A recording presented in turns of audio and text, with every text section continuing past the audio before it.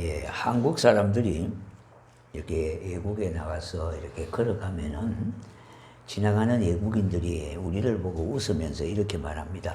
빨리빨리 이렇게 얘기합니다. 이런 얘기를 종종 듣습니다. 이들의 눈에서 우리 한국 사람들은 매사에 이렇게 쫓기는 조급한 그런 느낌을 가지는 것 같습니다. 물론 이런 것이 모두 다 나쁜 것은 아니에요. 빨리빨리가 장점도 있고 긍정적인 면도 있지만은 그러나 부정적인 면도 만만찮다고 하는 것을 알 수가 있습니다. 그래서 우리가 이렇게 빨리빨리 조급함을 이렇게 보이는 것은 이런 면에 우리의 약한 부분이 있습니다. 인내심이 첫째는 부족하다는 거죠. 그리고 또 한 가지는 남의 말을 끝까지 듣지도 않고 이렇게 끊어버리는 그런 현상들이 다반사로 많습니다. 이러한 조급함은 우리 신앙생활에도 고스란히 그렇게 나타나고 있다는 겁니다. 예를 들어서 기도를 하지만은 하나님의 뜻과 응답을 기다리지 못하고 도중에 그냥 포기해버리는 경우도 있고요. 교회 생활에도 마찬가지입니다. 조그마한 그런 갈등, 그 이해관계, 그것을 인내하지 못해서 결국은 교회를 떠나는 경우도 있고요. 그 갈등 속에 빠져서 시험에 드는 경우도 있습니다. 전도를 하다 보면 이렇게 우리가 얘기하는 분들이 있습니다. 왜 이렇게 전도를 하다가 쉬게 됐습니까? 하면은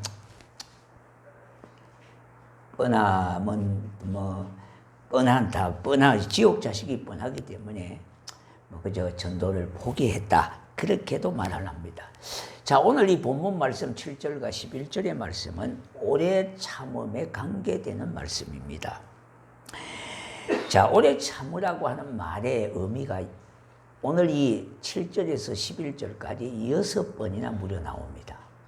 많이 나오는 단어는 그만큼 중요하고 그만큼 필요하다는 그런 말씀이에요. 자, 7절에 보니까 길이 참으라는 말이 2번 나오고요. 8절에 길이 참고 10절에 오래 참음의 본을 삼아라. 11절에 보니까 인내라는 말이 2번이나 나옵니다. 자, 한자의의 참을 인자는요, 마음 심자의의 칼도자입니다. 네. 이 말은 어떤 뜻입니까? 참는다는 것은 칼로 마음을 베는 거나 똑같다는 거예요. 그러니까 그 참는 것은 마음이 아플 수가 있어요. 네. 오늘 말씀은 어떤 부자가 가난한 일꾼들의 정상한 품삯을 제대로 주지 못함으로 인하여 한마디로 떼먹고 제대로 주지 못해서 원망을 사게 되는 그런 내용입니다. 이에 억울한 나머지 분통을 터뜨리고 그렇게 했어요. 그런 자들을 우리 하나님은 달래시면서 이렇게 말합니다. 길이 참으라. 주의 날이 곧 도래하기 때문에 그때까지 길이 참으라. 그렇게 달래시는 말씀이에요. 우리가 인생을 살다 보면요, 참아야 될 때가 얼마나 많습니까? 예. 왜냐하면 길이 참지 못하면요, 원망하고 불평에 단번에 그렇게 늪으로 빠지기 때문에 원망과 불평이 있으면은 인간관계가 불편해지고 인간관계에서 원망이 떠나지 않습니다. 그러다 보니까 결국은 인간관계가 깨지게 되어지고요, 하나님하고의 관계도 깨지게 되어집니다. 그러면 인간관계와 신앙생활에 아무 유익도 없다는 거예요. 나를 위해서 참으라, 그런 뜻입니다. 그래서 오늘 이 말씀 속에 누구에 대해서 왜 오래 참아야 되느냐, 이유가 있다 이 말입니다. 첫째는 하나님을 향하여 오래 참아야 합니다. 시편 37편 1절과 7절을 보면은 악을 행하는 자들 때문에 불평하지 말며 불의를 행하는 자를 시기하지 말며 여호와를 의뢰하고 선을 행하라. 여호와 앞에서 잠잠히 기다리라. 그렇게 말했습니다. 우리 하나님이 하시는 일을 신뢰하고 참으라는 겁니다. 예, 반드시 선악간에 심판의 때가 있기 때문에 그 때를 바라보고 인내하라는 겁니다. 우리 하나님이 하시는 일을 신뢰하고 그렇게 인내하다 보면은요, 우리가 세상 우리가 겪고 살다 보면은 억울한 일이 많잖아요. 그러니까 믿을 수가 없지만은 하나님만은 믿을 수가 있다는 거예요. 그래서 신뢰하라는 그 말씀입니다. 자, 우리가 살아가는 이 세상은 어떻습니까? 여전히 악과 부조리가 있고요, 이성적으로 이해가 안 되는 일들이 너무나 많습니다. 악인이 성공하거나 형통이 있고요, 오히려 하나님의 백성들이나 선하다고 하는 사람들이 손해를 보고 억울한 일을 당할 때가 한두 번이 아니라는 겁니다. 이와 같이 이 세상은 부조리와 불합리한 이런 것들이 있기 때문에 결국은 결론적으로는 뭡니까? 이 세상을 제대로 살기 위해서는 많은 인내가 필요하다는 겁니다. 어제 오늘의 일은 아닙니다만은 요새 교사들이 종종 자살을 하는 일들을 많이 보게 됩니다. 자, 그들을 우리가 한번 이해해 볼 수 있어야 합니다. 물론 무조건 자살했다고 제학시하거나 그 잘못됐다고 교사들에게만 책임을 다 돌릴 수는 없지 않겠습니까? 물론 그들이 생명을 함부로 끊는다고 하는 것 자체는 잘못된 일이지만은, 그러나 우리가 단편적으로 그들을 책망하고요, 그들의 잘못을 그렇게 판단하는 것은 좀 성급한 일이 될 수가 있습니다. 자, 보십시다. 어쩌면 그렇게 미운 교사가 그것을 참지 못해서 어떻게 했으면 그렇게 괴로움에 시달리고, 심지어 그 약점을 그걸 빌미로 삼아가지고 돈까지 갈취하는 그런 학부모들요, 그 인간들은 어떻게 생겼는지 얼굴이 참 궁금하기도 하기도 해요. 자, 우리 사회가 왜 이렇게까지 되었을까? 한번 우리 스스로를 돌아보고 생각해 보아야 할 겁니다. 물론 한두 사람의 문제도 아니라 더군다나 세상을 떠난 저들에게 책임을 돌릴 수는 전적으로 없겠지만은, 그러나 그들에게도 책임이 있는 것은 사실입니다. 그런데 오늘날 보면은요, 언론이라든지 많은 사람들이 책임을 어떻게 해요? 약자에게 많이 돌리는 것을 보게 됩니다. 그것은 비양심적인 태도라는 겁니다. 고인들이 당한 고통이나 남모르는 아픔들, 그 불안함, 허전함, 교사로서 사명감을 가지고 아이들을 가르치고자 하는데, 그 선생님들의 그렇게 생활, 그들의 그 아픔, 그들의 고뇌, 그들의 불안함, 그들의 여러 가지 애로점을 어떻게 우리가 다 헤아리고 이해할 수가 있겠습니까?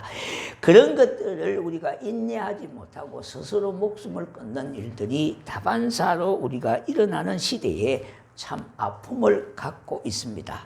자, 이런 분들 중에는요, 개중에 성도들도 있다는 겁니다. 다시 말씀드린다면 믿는 이들도 있다는 말입니다. 여기서 우리가 분명하게 해야 하는 것은 내 생명의 결정권은 내게 있음이 아니라 하나님께 있다고 하는 것은 우리가 주지의 사실입니다. 그러나 예전에는 의학의 영역에서 연구가 안 된 부분이지만은, 이제는 자살에 대한 연구가 많이 의학적으로 연구가 진행되어져서 일부이기는 하지만은 자살도 질병으로 본다는 겁니다, 여러분. 우리가 자살을 무조건 그냥 마귀의 역사로 그렇게 돌려서는 안 된다는 말이에요. 그것이 다 그런 건 아니지만 일부는 질병, 뇌의 이상 기류로 인해서 통제 능력이 불가능하게 되어지는 거예요. 그러다 보니까 죽음을 생각하면 죽음으로 간다는 겁니다. 그것이 요새는 의학이 그쪽까지 연구의 영역이 되어져 가지고 연구한 결과 뇌에도 죽음을 부르게 하는 이상한 내류 기류가 있다는 겁니다. 그렇기 때문에 그렇게 죽는 사람들도 있는데, 그런 사람들이 보통 뭐냐 하니까 우울증이라든지 공황장애 이런 것들입니다. 이런 환자들이 좀 기쁘지만은 뇌에 그런 이상의 기류가 있기 때문에 그것으로 인하여 자기 스스로의 죽음을 통제할 수가 없기 때문에 그렇게 해서 자살을 쉽게 선택하게 되는데, 물론 다 그런 건 아닙니다만은 일부 그런 점도 있기 때문에 우리가 자살을 하는 사람을 무조건 그냥 제약시하고 뭐 지옥 가니 이런 소리를 함부로 해서는 안 된다는 겁니다. 왜냐하면 예전에는 이 영역이 거의 연구가 안 됐어요. 그러나 이제는 의학이 그쪽 부분까지도 연구가 되어져서 뇌를 검사해 보니까 내 기류에 그런 이상한 반응이 일어나서 통제가 안 된다는 거죠. 그래서 이 통제가 안 되는 거 어떻게 합니까? 말도 함부로 하게 되고요. 예. 또 행동도 함부로 되고 옷도 막 그냥 벗고 다니고 이렇게 해요. 이제 이런 것이 뇌에 이상이 있어서 그래요. 예. 자, 우리가 그래서 이런 말들을 또 얘기합니다. 아유, 괴로운 세상, 편한 데 가서 쉬시라고, 막 자살 잘했다고 이렇게도 이야기하는데 그렇게 얘기하시면 안 돼요. 하나님은 어디까지 생명은 하나님께 속해 있기 때문에 반드시 죽음의 주도권은 내가 가지고 있는 것이 아니라 하나님이 가지고 있기 때문에 생명은 어디까지나 고귀하게 다루어야 된다는 겁니다. 자, 그러나 개중의 일부에는 그런 것으로 인하여 죽음을 선택하는 부분도 있기 때문에 우리가 모든 것을 도매금으로 그렇게 판단해버리는 것은 우리의 잘못을 범하게 되어진다고 하는 것을 우리가 좀 이제는 이해해야 될 단계에 이르렀습니다. 자, 인간적으로는 상당히 너무 마음이 아프지요. 이제까지 잘 참아왔는데 미혼인 여자로서 심적인 고충이나 악한 마음을 가지고 비난하는 이들의 비난에 억울하고 힘들다고 얼마나 심하게 느껴지게 됐겠습니까? 참 어떻게 보면 이해가 좀 되어지기도 해요. 그렇지만 이해가 되는 것으로 인해서 모든 것이 다 해결됐다는 그 말은 아닙니다.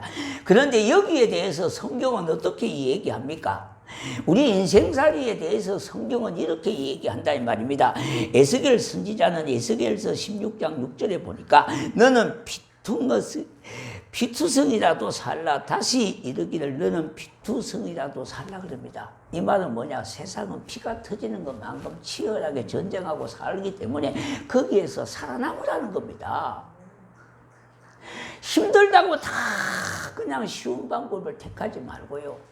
어떻게 보면 그것도 쉬운 방법이 아니에요. 죽을 용기가 있다면 살 용기가 왜 없겠습니까? 방향만 바꾸면 되어지는데요. 그것을 내 마음대로 할 수가 없다는 겁니다. 그렇기 때문에 정말로 인생살이는 이와 피와 터지는 것 같이 피투성이 같은 그런 삶을 우리가 살기 때문에요. 참 어떻게 보면 이 세상은 참고 참아야 되는 것이 다반사예요. 그래서 하나님의 말씀을 의지하여 좀 더 참고 살아가다 보면 다시 일어설 날이 있다 이 말입니다. 하나님 말씀 붙들고 그날을 기다리면서 그렇게 힘을 얻는다면 다시 일어설 수가 있다 이 말입니다. 왜 그렇게 해야 합니까? 하나님 때문에 그렇게 해야 합니다. 우리 모두는 이 세상이 그렇게 만만하지 않다고 하지 않았습니까? 그러므로 나를 만드시고 정하신 때에 이 세상에 나게 하시고 구원해 주신 우리 하나님을 의지하고 살아가는 자 되기를 바랍니다. 왜냐하면 우리 하나님은 선하심과 인자하심이 나를 안위해 주시고 인도해 주셔서 복되게 해 주실기 때문입니다. 그리고 끝내 모든 악의 사슬에서 끝내 승리하게 해 주실 것입니다. 기억할 수 있기를 바랍니다. 내 인생에 닥치는 질곡은 지나가는 빗줄기 같아서 때가 되면 다 지나가고 마는 겁니다. 지나가고 그치게 되어지는 겁니다. 그러므로 더욱더 주님의 약속을 붙잡고 살아가는 자 되기를 바랍니다. 작은 신음이라도 그것을 들으시는 우리 하나님이 나를 향하신 계획하심이 있기 때문에 그 하나님을 더욱 신뢰하는 겁니다. 신뢰할 수가 있기 때문입니다. 하나님의 일을 하다 보면은 내 생각이 나요. 계획과 내 뜻대로 내 기대대로 안 되는 때가 너무 많습니다. 그러나 다 지나놓고 보면은요, 그 세월 속에 하나님의 정확한 때에 하나님이 정확하게 역사하셨다고 그렇게 결론 지을 수가 있는 겁니다. 그러나 시간이 지난 다음에 뒤를 돌아보면 언제나 하나님은 정확하신 분이라고 하는 겁니다. 이 말씀을 굳게 붙들시고 좀 더 참아 기다리시기를 바랍니다. 두 번째는요, 내 자신에 대해서 참아야 돼요. 7절에 보니까 형제들아 주께서 강림하시기까지 길이 참으라. 보라 농부가 땅에서 나는 귀한 열매를 바라고 길이 참아 이른 비와 늦은 비를 기다리나니 그랬습니다. 농사를 짓는 것도 못 참으면 열매를 거두지 못한다는 겁니다. 가뭄과 홍수를 참아내지 못하면 열매를 거두지 못하고 병충의 공격을 참아내지 못하면 열매를 거두지 못하는 것입니다. 배고픔을 참지 못하고 기다림에도 인내가 필요하고요. 배고픔도 때로는 참아야 되고요. 기다려야 되고 인내해야 되는 것 아닙니까? 농사를 짓는 농부가 조급증에 시달리면 열매 또한 얻지를 못하는 겁니다. 지금이야 이게 실감이 안 납니다만은 저희들이 어릴 때는 다들 그렇잖아요. 먹을 것이 별로 없기 때문에요. 보충할 것이 별로 없기 때문에 밀살이 남의 보미를 쭉쭉 삶아가지고 솥에다 삶아 먹기도 하고요. 그걸 껍질을 벗겨서 먹기도 하고요.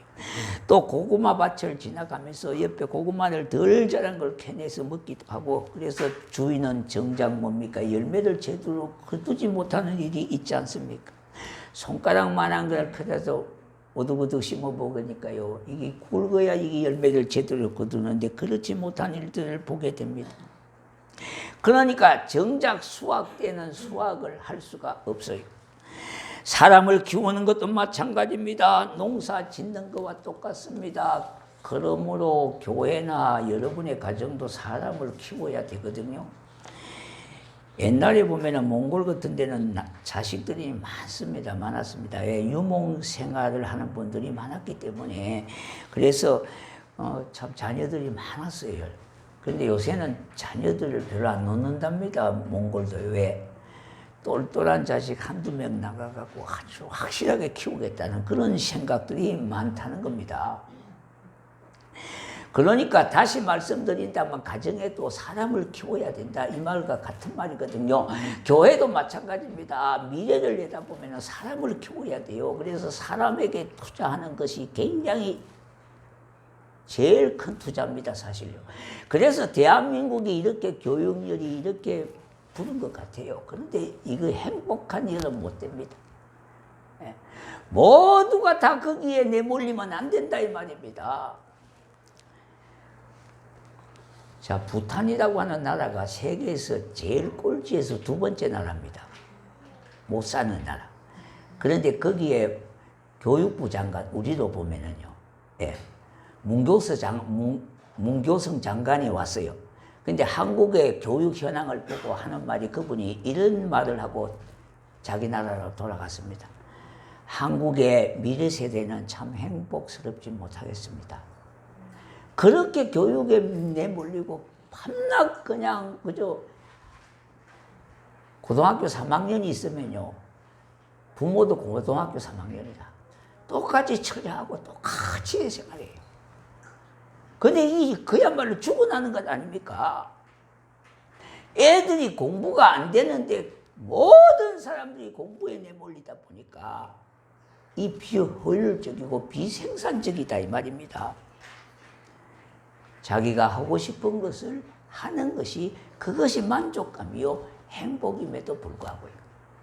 이제는 우리가 생각을 많이 좀 바꾸셔야 될 때가 분명히 되어졌다는 겁니다. 자, 마찬가지입니다. 자식들에게도 꿈과 기도를 심고 거두는 것도 농사도 마찬가지입니다. 똑같지 않습니까? 또한 내 신앙이 자라고 성숙하는 것도 농사를 짓는 것과 같습니다. 그러므로 꿈과 기도의 응답이 속히 이루어지지 않는다고 낙심하지 마십시오. 내 자식이나 내 남편이나 내 아내의 신앙이 더디 성장한다고 너무 쉽게 좌절하거나 포기하지 말아야 됩니다. 문제는 그들에게만 있는 것이 결코 아닙니다. 내가 좀 더 참았더라면, 내가 좀 더 이해와 간용한 마음을 가지고 기도했더라면 하는 마음을 우리는 좀 가져야 됩니다. 어른 세대들은요.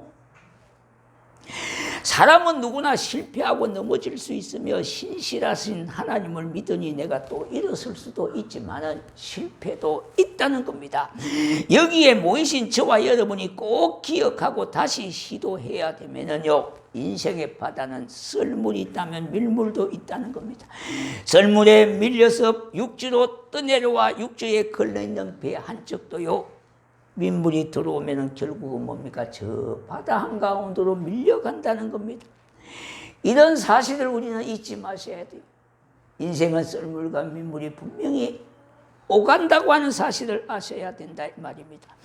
내게도 민물이 다가올 때가 있습니다. 이 말씀을 믿으시기를 바랍니다. 큰 나무도 처음에는 작은 싹에서부터 시작된다는 겁니다. 그 싹이 자라서 잎이 되고 줄기가 되고 나무가 되고 열매가 되어지는 겁니다. 사람의 인격의 성숙도 마찬가지입니다. 시간이 오래 걸리지 않습니까? 이와 같이 신앙도 마찬가지입니다. 하루아침에 신앙이 우뚝 설 수가 없는 거예요.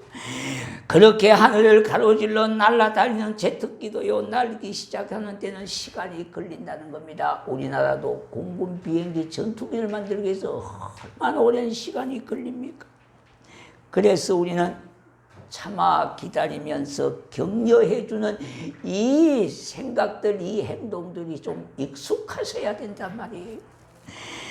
세 번째는 다른 사람과의 관계에서도 오래 참아야 합니다. 사람은 참 이 오래 참는 것이 말과 같이 쉽지는 않잖아요. 성경은 분명히 사랑은 오래 참고 성내지 않는다 그랬는데, 그것도 참는 것도 보통 게 모든 걸 참는다 그랬습니다. 모든 것을 견딘다 그랬습니다. 그러니까 말과 같이 분명 쉽지 않습니다.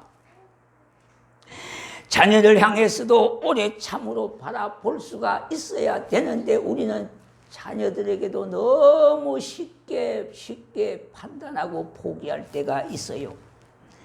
그뿐만 아니라 부부간에도 마찬가지입니다. 성도간에도 마찬가지입니다. 이웃하고도 오래 참으로 바라보고 기다리고 격려하고 참아주며 기대해 줘야 해 보아야 되는데, 우리는 이것을 잘 못할 때가 있습니다. 저희 어머님이 93세에 소천을 하셨거든요. 예형적으로 보면은 1등 건사입니다.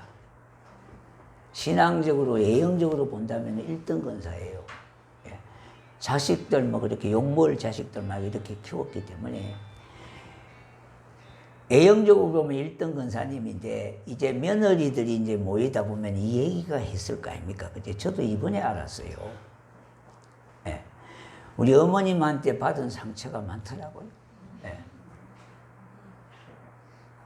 그 뭐냐 하니까 말을 함부로 하기 때문에 그것이 상처가 돼가지고 참고 참아다가 결국은 대전 현충원 묘지에 같이 우리가 묻자고, 이제는 좀 훌을 털고 잊어버리자고 그렇게 우리가 다짐을 했다고 그런 얘기를 들었습니다.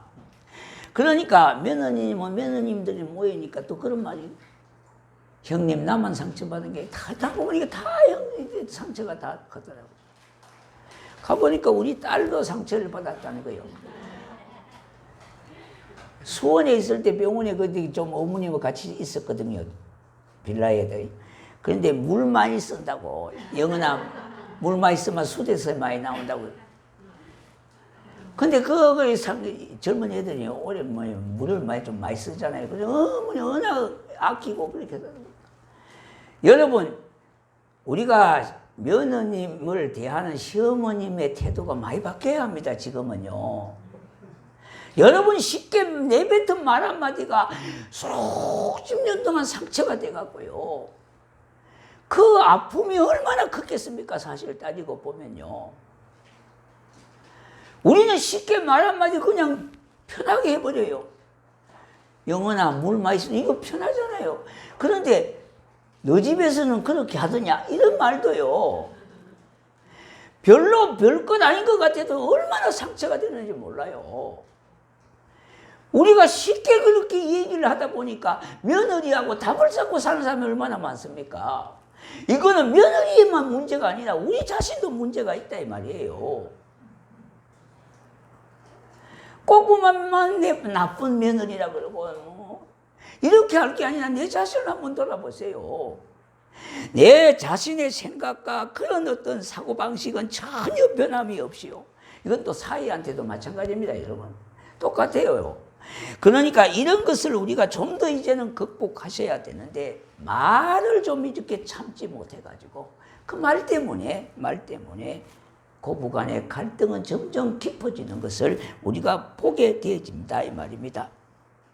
이거 왜 그렇습니까? 조급해서 그렇다 이 말이에요. 이 조급한 그런 성향 때문에 인간관계가 자꾸 깨지고요. 담을 쌓게 되어지고 자녀의 아름다운 성품이 아니라 자녀들에게 얼룩진 마음을 갖게 되어짐으로 인하여 그것이 자라고 크게 되어져서 결국은 사회에 해악을 끼치는 그와 같은 자녀로 자랄 수가 있다는 겁니다. 자, 여러분 보십시다. 예수님이 붙잡으실 때에 베드로가 칼을 뽑아 말고의 길을 잘랐습니다. 다른 제자들이 두려움에 떨고 있을 때에 칼을 뽑아 대제사장 시종의 길을 잘랐으니 얼마나 용감하고 씩씩한 일입니까? 그러나 예수님께서는 베드로를 책망하셨다 이 말입니다. 네가 하나님의 일을 거스린다고 하시며 성급한 분노 때문에 하나님의 큰 역사와 을을 이루지 못한다고 했습니다. 예수님은 이 세상을 정죄하시기 위하여 오신 것이 아니라 인간을 구원하시기 위하여 오셨기 때문에 그래요. 그래서 베드로는 그것을 몰랐다는 겁니다.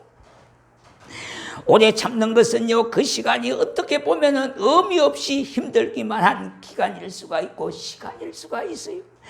그러나 그 기간 동안 내가 하늘을 나는 믿음의 날개를 다는 기간입니다. 우리가 이제 나이가 들면은 좀 앞만 바라보고 살다가 나이가 들면은 주변을 보게 됩니다. 그리고 뒷모습도 보게 되어지고요. 그래서 나이가 들면 들수록 마음이 좀 느긋해지고 너그러워져야 되는데 옛날에 그 성격 그 성향 그대로 그저 70, 80을 살아가면 안 된다 이 말입니다.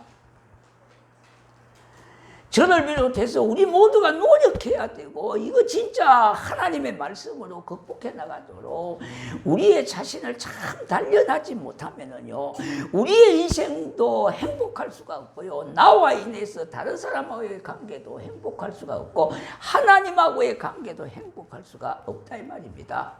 그래서 말과 같이 쉽지 않는 거니까 그냥 듣지 마시고 진짜 하늘 깎는 노력을 하셔야 되고요. 사람에게 노력해야 되고 기도해야 될 것밖에 없어요.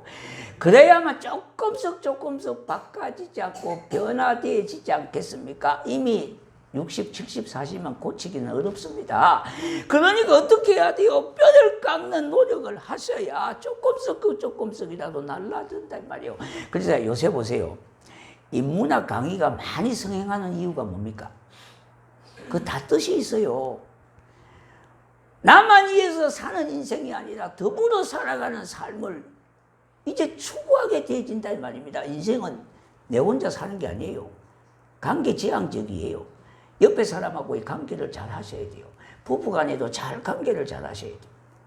그 인간관계 첫 1번 신조예요. 그리고 교우들하고도 관계가 사람이 너무 불편한 사람이 되면 안 돼요. 편한 사람이 되고 너그러운 사람이 되어줘야 돼요. 그대 옆에 있으면 너무 불편하다 그러면 안 되잖아요. 여러분이 남편을 그렇게 불편하게 대하면 안 되잖아요. 갑을관계가 아니잖아요. 교우들도 마찬가지입니다. 갑을관계가 아니에요. 수평적으로 하나님 안에 한 가족이에요. 한 형제예요. 한 자매라 이 말입니다. 한 근속이라 이 말입니다. 그러니까 교우들하고도 너무 불편하게 그저 하지 마시고 편한 관계를 유지하셔야 돼요. 그렇다고 편하다고 질서를 깨뜨리는 말은 아니에요. 제가 안전장치까지 다 얘기했잖아요. 편하게 대해 하면 그냥 막 이렇게 하면 안 된다. 편하게 대해도 질서가 있어야 돼요. 또.